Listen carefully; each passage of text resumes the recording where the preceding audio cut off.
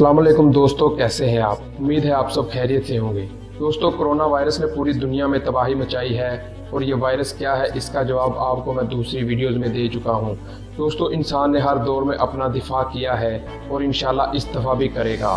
इस दिफाई कोशिशों के दौरान नित नई तहकीकात सामने आ रही हैं। दोस्तों, जैसा कि आप जानते हैं कि कोरोना वायरस औरतों की निस्बत मर्दों में ज़्यादा असरअंदाज हो रहा है। अब नई तहकीक में अमरीकी साइंसदानों ने हैरानकुन वजह बताई है और वो है मर्दों की मर्दानगी।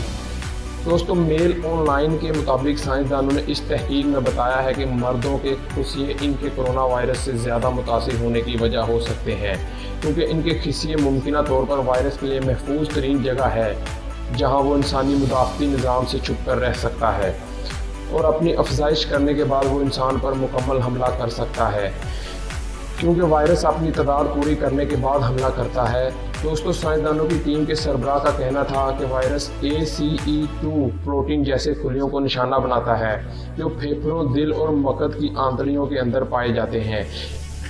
लेकिन ये खुलिये मर्दों के खुशियों में बड़ी तादाद में पाए जाते हैं, इसलिए वायरस वहाँ पनाह लेता है और मुदाफ़ती निज़ाम से भी महफूज रहता है।